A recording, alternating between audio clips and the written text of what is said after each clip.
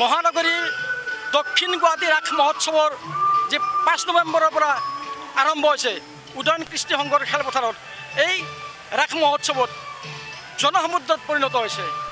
বিভিন্ন স্থানৰ পৰা আহি ৰাসৰ যি সৌন্দৰ্য, ৰাসৰ যি আধ্যাত্মিকতা, সমগ্ৰ লোকসকল এই আধ্যাত্মিকতাত বিলীন হৈ পৰিছে। কৃষ্ণে পাছে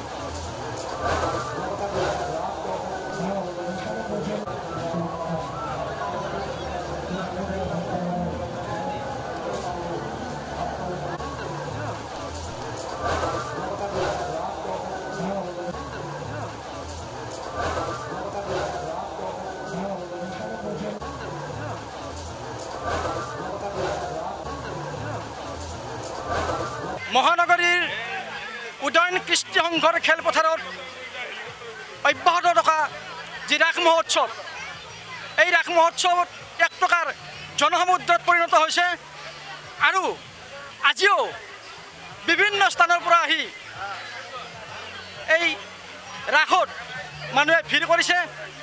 আমাৰ সৈতে এগৰাকী ৰাস মহোৎসৱৰ লগত জড়িত কৰ্মকৰ্তা আছে। আমি তেওঁৰ পৰা দক্ষিণ গুৱাহাটী ৰাস মহোৎসৱ সম্পৰ্কত কিছু কথা জানিবলৈ চেষ্টা কৰিম। দাদা নমস্কাৰ। দক্ষিণ গুৱাহাটী ৰাস মহোৎসৱ এখন যথেষ্ট মানুহৰ সমাগম হোৱাৰ ৰাস। এই ৰাস সম্পৰ্কত আপোনাৰ যি অভিমত অকণমান যদি আমাৰ দৰ্শকক আপুনি কয়। ধন্যবাদ।